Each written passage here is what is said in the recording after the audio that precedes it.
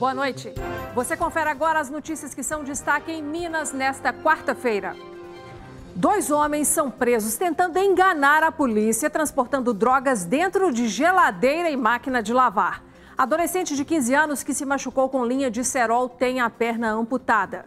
Ministério Público prevê até 3 meses para terminar investigações sobre as causas da tragédia de Brumadinho, que já confirmou 248 mortes. E vamos te mostrar por que está mais difícil identificar os restos mortais que estão sendo encontrados em meio à lama.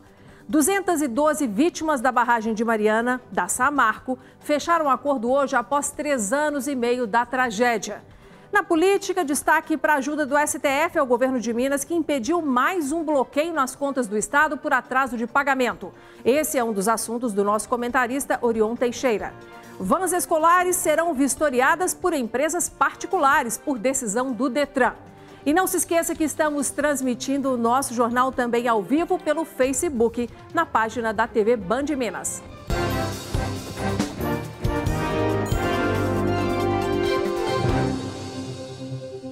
Quase 400 quilos de maconha foram apreendidos pela polícia em Betim, na região metropolitana da capital. A droga estava escondida em um caminhão de mudanças. 2 homens foram presos. Os quase 400 quilos de maconha prensada em tabletes estavam dentro deste caminhão-baú, que simulava uma mudança. A droga estava escondida dentro de uma geladeira, de uma máquina de lavar e também de uma caixa d'água. A geladeira chegou a ser lacrada para evitar que o cheiro da droga se exalasse. De acordo com as investigações da Polícia Civil, a droga que saiu de Campo Grande, no Mato Grosso do Sul, tinha como destino um galpão em Betim, aqui na região metropolitana de Belo Horizonte. Mas antes que o caminhão descarregasse o material, os suspeitos foram surpreendidos. Felipe Estevam Ribeiro da Silva Barroso, de 20 anos, que já tem passagem pela polícia por homicídio, tráfico de drogas e receptação, e Gilson Alves de Souza, de 49 anos, condutor do caminhão, foram presos em flagrante. A investigação demonstrou que ele levou quase um mês trazendo essa droga de Campo Grande para cá, né? E pelo que a gente verifica na investigação, no que o Felipe mesmo demonstrava, é que a droga era uma quantidade maior até no início e que esse carregamento ele veio parando em alguns pontos, né, do trajeto de Campo Grande até Belo Horizonte. As investigações prosseguem para descobrir onde o restante da droga foi deixada ao longo do trajeto e se há alguma ligação com a associação criminosa da região metropolitana de Belo Horizonte. Foi preso hoje o homem suspeito de estuprar e engravidar a filha de 17 anos em Contagem, cidade da região metropolitana. A própria adolescente fez a denúncia à polícia. Ela disse que passou a morar com o pai há 3 anos, depois que a mãe, que vive no interior, ficou doente. De lá para cá, ela teria sido abusada diversas vezes. A jovem contou ainda que o filho dela, de 2 anos, pode ser fruto de um desses estupros cometidos pelo pai. E a gente volta a falar sobre aquele caso triste do menino de 15 anos de idade que teve parte da perna amputada em uma cirurgia realizada hoje. Gabriel Alves é mais uma vítima de linha com cerol. Quem traz mais detalhes também é a nossa repórter Luciana Viana. Luciana, que triste, os médicos não conseguiram evitar a amputação, né? Boa noite. Boa noite, Inácia. Boa noite a todos. Não, porque ele corria risco de morrer, viu, Inácia? Gabriel, de 15 anos, ele está se recuperando no CTI, não é, do Hospital Regional de Betim, após ser submetido, no início da tarde de hoje, essa amputação de parte da perna. O médico, em coletiva hoje à tarde, contou que quando deu a notícia ao Gabriel, ele chorou muito, mas após uma conversa com o próprio médico e os familiares, ele disse que não vai deixar de ser jogador de futebol. Ele vai jogar no Paralímpico. Gabriel foi ferido no último fim de semana na calçada de casa. A linha chilena, que tem o poder de corte 4 vezes maior que a do cerol, atingiu Gabriel na linha dos joelhos. Agora a gente lembra, Inácia, que o uso e a venda da linha chilena são crimes, são proibidos. É preciso denunciar. E só este ano, no Hospital de Pronto-Socorro João 23, 23 pessoas deram entrada como vítimas da linha cortante, viu, Inácia? Dados alarmantes. Obrigada, viu, Luciana? Mais um destaque, pessoal, foi apresentado hoje aqui em Belo Horizonte um balanço das ações do Ministério Público de Minas em relação ao desastre da barragem de Brumadinho, ocorrido em janeiro deste ano. A previsão do término das investigações é de até 3 meses. O que os documentos e depoimentos analisados até agora indicam é que a Vale sabia dos riscos da mina se romper. A tragédia que custou 248 vidas em Brumadinho completa 6 meses na quinta-feira. Representantes da Força Tarefa do Ministério Público de Minas apresentaram hoje um balanço sobre o andamento das ações. As investigações elas avançaram bastante nesses 6 meses, contém depoimentos, contém análises técnicas periciais, análises de equipamentos eletrônicos apreendidos. A nossa expectativa é que num prazo de aproximadamente de 60 a 90 dias, essas análises, sobretudo as provas periciais, análises de laudos de causa-morte, lesões corporais e análises de equipamentos eletrônicos sejam concluídas, permitindo aí o oferecimento da denúncia e o desencadeamento da ação penal. Desde o desastre na mina do Córrego do Feijão, em janeiro, o Ministério Público de Minas Gerais estabeleceu diferentes frentes de atuação. As medidas são em defesa das vítimas, das comunidades atingidas, do meio ambiente, dos recursos hídricos e do patrimônio cultural. O procurador de Justiça ressalta os avanços nos trabalhos. Na área socioambiental, já entramos com diversas ações cautelares, ações principais, já um bloqueio de quantia significativa, cerca de 10 bilhões nas duas áreas. Na área socioeconômica também estamos avançando com diversas ações no atendimento da população, avançando nas indenizações. E na área criminal também o trabalho encontra-se bastante adiantado e em breve teremos condições de dar uma resposta significativa para a sociedade. A força-tarefa do MP já tem provas para fundamentar eventual condenação da Vale. O Ministério Público está trabalhando ao lado de outras instituições, como a Polícia Federal, a Polícia Civil, o Ministério Público do Trabalho, o Ministério Público Federal, para identificar as causas e definir as responsabilidades. Enquanto isso não acontecer, nós não vamos descansar. A equipe ainda está avaliando todas as provas existentes nos autos, que são bem contundentes no sentido de demonstrar que a companhia sabia que havia riscos inaceitáveis e conhecia esses riscos. Nós entramos em contato com a Vale, que disse que as causas do rompimento da barragem em Brumadinho ainda estão sendo investigadas e que a empresa tem apresentado todos os documentos e informações solicitados, já que é a maior interessada na apuração dos fatos. E a Defensoria Pública de Minas deve terminar na próxima sexta-feira o mutirão para firmar acordos entre a Vale e os atingidos pelo rompimento da barragem do Córrego do Feijão. Os acordos são individuais, considerando a situação de cada vítima, e estão sendo realizados lá em Brumadinho. E 22 pessoas ainda estão desaparecidas no desastre lá de Brumadinho, que completa 6 meses amanhã. Depois de todo esse tempo, a identificação dos corpos é feita principalmente por exame de DNA, o que torna mais demorada a liberação das identificações. Este é o local onde é realizado o último processo para a identificação das vítimas da tragédia de Brumadinho, que matou 248 pessoas. Valéria é chefe do laboratório de DNA do Instituto de Criminalística da Polícia Civil e conta que poucas horas após o rompimento da barragem, 565 familiares de vítimas compareceram para a coleta de material biológico para facilitar na identificação de corpos. Quando um corpo ou fragmento de corpo é retirado da lama de Brumadinho, ele é encaminhado ao IML, que fica no bairro Gameleira, aqui em BH. A partir daí, são 3 processos para a identificação. Papiloscopia, que é a identificação por meio da impressão digital, odontologia legal, que é feita pela arcada dentária, e antropologia forense, quando é feita a medição dos ossos. Se nenhum desses processos for capaz de identificar de quem é o corpo ou fragmento, aí sim ele é trazido para cá, para o Instituto de Criminalística da Polícia Civil, quando é feita a análise de DNA. A gente recebe no laboratório amostras de várias naturezas, como fragmentos de músculo, fragmentos de cartilagem, de dentes e de ossos. À medida que o tempo foi passando, o grau de degradação dessas amostras foi aumentando. Então a gente passou a ter um pouco mais de dificuldade na tipagem dessas amostras. 22 pessoas continuam desaparecidas. Poder se despedir de um ente querido talvez dê um pouco de alívio aos familiares.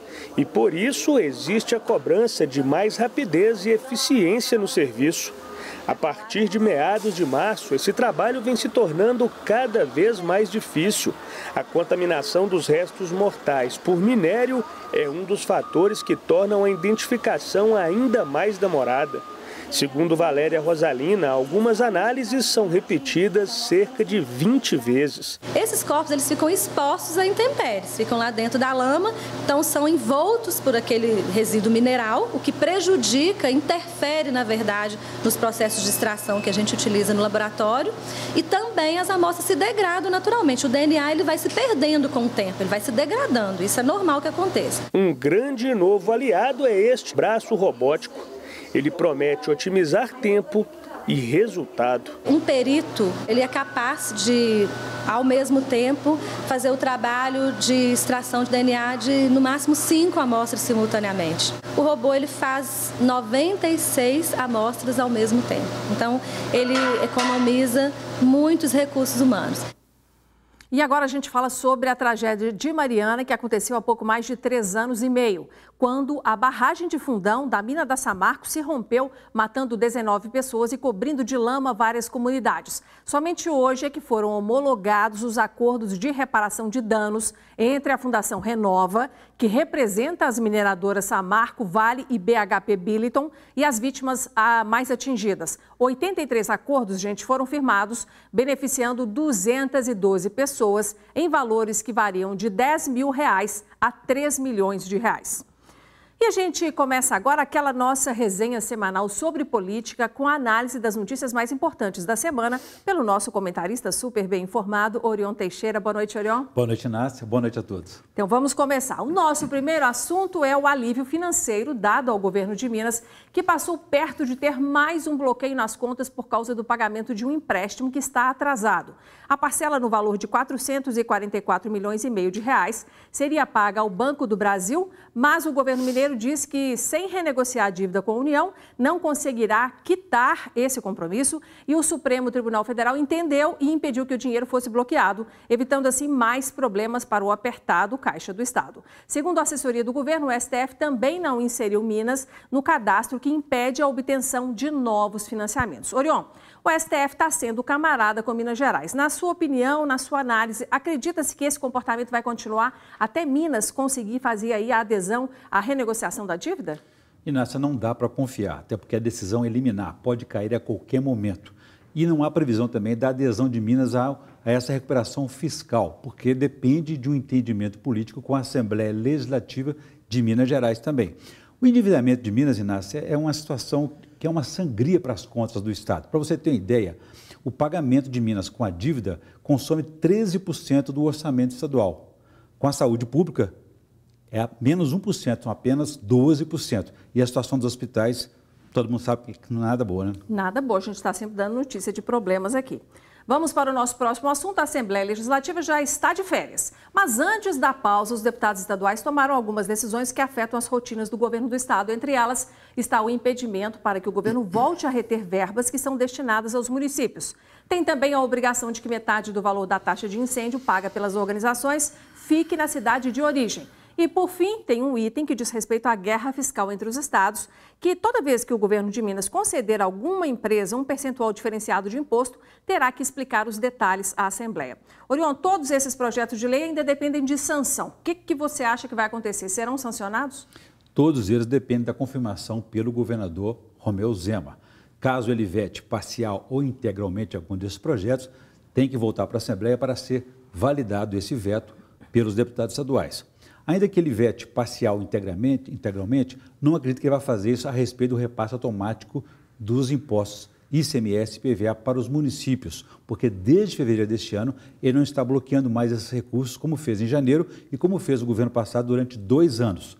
E ele fez um acordo com a Associação Mineira dos Municípios de não mais repetir esse procedimento. E a respeito disso, a Constituição diz que é direito dos municípios o repasse dos impostos. O resto a gente vai acompanhar se realmente vai ser sancionado.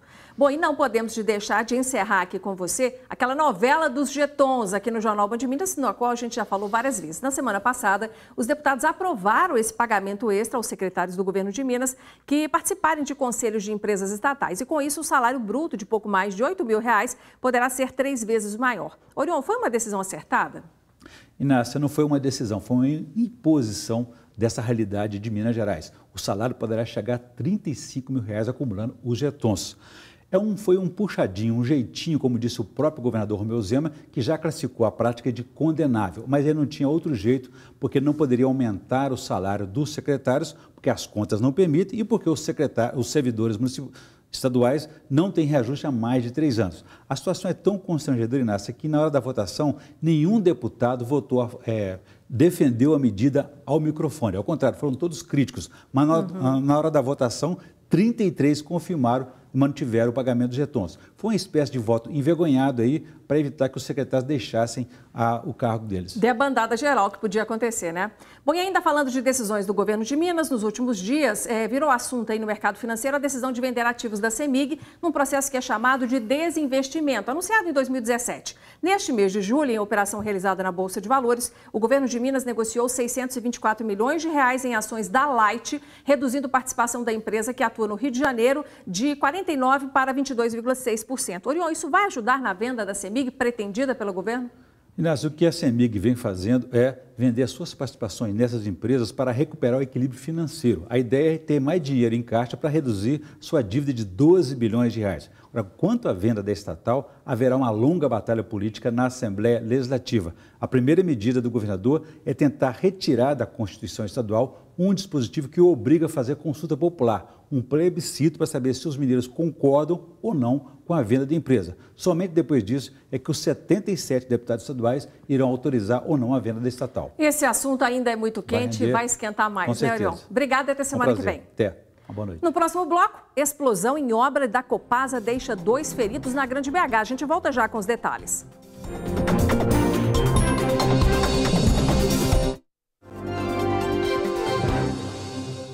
Ainda não se sabe a causa de uma explosão que aconteceu na Grande BH na tarde de hoje em uma obra que está sendo realizada em Ibirité. 2 pessoas tiveram ferimentos nas pernas e outras escoriações. Segundo o Corpo de Bombeiros, a obra era realizada em um túnel de linha férrea perto da BR-040 e os funcionários estavam usando detonadores que explodiram antes do tempo previsto. A obra é da Copasa, que nos informou por meio de nota que os funcionários usavam esses equipamentos de segurança sim e que a empresa está prestando todo o apoio necessário. O assunto agora é futebol. O Cruzeiro garantiu apenas 1 ponto nesse primeiro jogo contra o River Plate pelas oitavas de final da Taça Libertadores.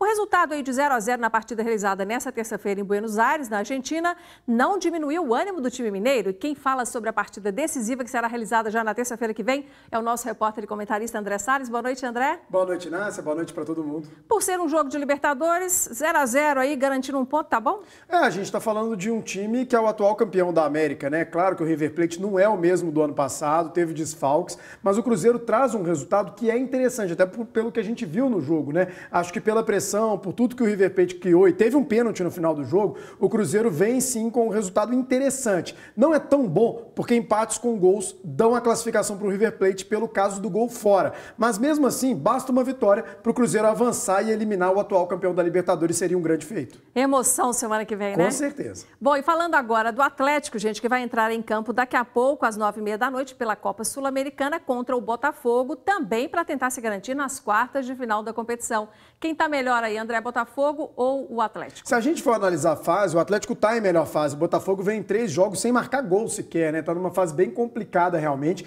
mas o jogo é no Rio de Janeiro e o Atlético tem 2 desfalques importantes. O goleiro Vitor e o Casares estão de fora desse jogo. Então, o Botafogo é sempre uma pedra no sapato. O Atlético tem que voltar aí pelo menos com um empate para ter mais tranquilidade e aí sim decidir com calma na semana que vem na Arena Independência. Mas acho que o Atlético tem tudo para passar. Amanhã você volta com a análise, tá bom? Obrigada, Beleza. Viu?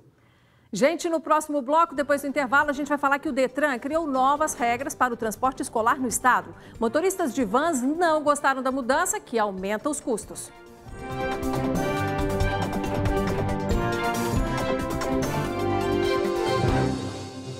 O governo federal confirmou hoje a liberação do saque do FGTS. As retiradas poderão ser feitas a partir de setembro, de acordo com o cronograma definido pela Caixa. Os saques estão limitados a R$ 500 por conta ativa ou inativa e a partir do ano que vem, um percentual do saldo do FGTS vai poder ser sacado anualmente pelo trabalhador. A medida, a gente, deve injetar na economia brasileira cerca de 30 bilhões de reais neste ano. Quem tem van escolar para transporte precisa ficar aí atento a uma portaria do Detran de Minas que transferiu a realização da inspeção dos veículos, que é obrigatória 2 vezes por ano, para empresas privadas no lugar das prefeituras que faziam isso de graça. Os motoristas estão preocupados com o custo e já tem gente dizendo que vai ter que vender a van. Há 7 anos, Jaqueline trabalha transportando crianças e a cada 6 meses leva a van para ser vistoriada. Mas uma portaria do Detran Mineiro criou novas regras para autorizar a circulação de veículos que fazem este tipo de transporte. Uma delas é a exigência de um monitor quando houver menores de 9 anos. Infelizmente, muitos transportadores, assim como eu, vamos ter que anunciar nossas vans e vender. E isso é se a gente conseguir a venda do veículo, porque nós não temos condições de arcar com essa responsabilidade que está vindo para cima do transportador, né? Além de tudo, nós temos que arcar com um monitor. Uma van de 15 lugares não tem cabimento. Manter um monitor escolar, né, é um gasto de R$2.000 mensais. Isso é um absurdo. Outro ponto polêmico da portaria é que, ao invés de fazer a vistoria de graça em órgãos públicos, a inspeção deverá ser feita em instituições técnicas licenciadas, com custo de R$350 a cada semestre. Recebemos como surpresa e com indignação, né? É uma regulamentação que não se sustenta pela própria proposta. Nós temos aí 853 municípios em Minas, são 28 organismos de inspeção espalhados nesses municípios, 11 deles na região metropolitana, sobram 17 para o resto do estado.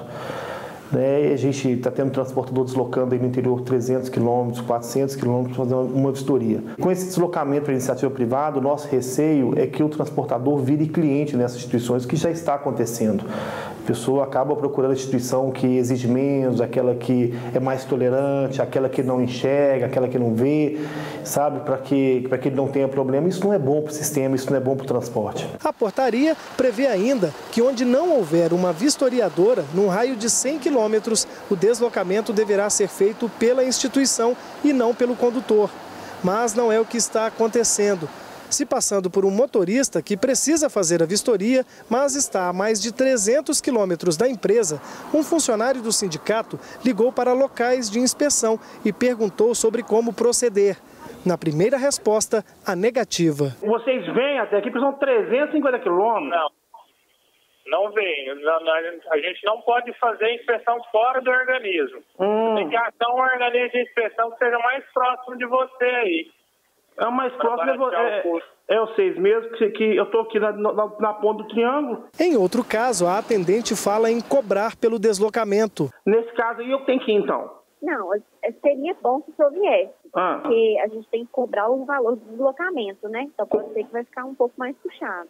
E quanto que é esse valor do deslocamento? A gente tem que calcular, eu não consigo te falar ele assim, não tem um valor fixo, entendeu?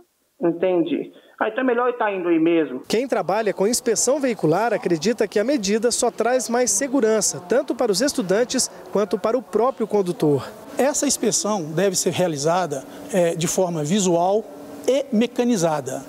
A mecanizada segue as diretrizes da NBR 14040/2012. Deve ser feita por profissionais qualificados e habilitados junto ao CREA-MG. Em nota, o Detran informou que a regulamentação do transporte escolar em Minas está passando por uma consulta pública no site até o dia 1º de agosto e que só a partir desta data é que vai trabalhar em cima das propostas recebidas. A partir daí, deve ser criado um outro documento com a definição exata das novas regras para a autorização deste tipo de transporte em Minas. Aqui em Belo Horizonte, gente, a situação é a seguinte. A BH Trans, a empresa da prefeitura que sempre foi responsável pelas vistorias dos veículos escolares, continua realizando o serviço porque disse que não foi notificada pelo Detran. Já nas outras cidades mineiras, o motorista deve procurar o órgão competente da prefeitura e ver que procedimento que foi adotado aí na sua cidade, na sua região. Nós entramos em contato com o Detran para saber se há possibilidade de ampliar esse número de 27 locais credenciados pelo Denatran para realizar as inspeções, mas ainda não tivemos retorno. E começou há pouco uma visita guiada ao aquário da Bacia do Rio São Francisco, que fica dentro do Zoológico de Belo Horizonte. Os 22 tanques que compõem o sistema podem ser olhados bem de pertinho, com direito a um pulinho nos bastidores e um bate-papo sobre biodiversidade e os impactos causados pela ação do homem em ambientes aquáticos. A visita segue até às 9 horas da noite e para você participar, você precisa comprovar que tomou a vacina contra a febre amarela. Se não der para você ir hoje, tente se programar para o dia 31 de julho. A visita começa às 6 horas da tarde. E para a gente encerrar, aquele lembrete para você se comunicar conosco, nos contando os problemas que você está enfrentando aí perto da sua casa ou a caminho do trabalho. Use o nosso BandZap, anote aí o telefone, salve no seu celular para ficar mais fácil de encontrar, hein? É o 31 99 772 7663 e querendo rever o conteúdo que a gente apresenta aqui, acesse YouTube ou Facebook no nosso perfil TV Band Minas. Obrigada pela sua atenção hoje. Amanhã estaremos de volta com muitas notícias sobre Minas Gerais. Até lá e boa noite.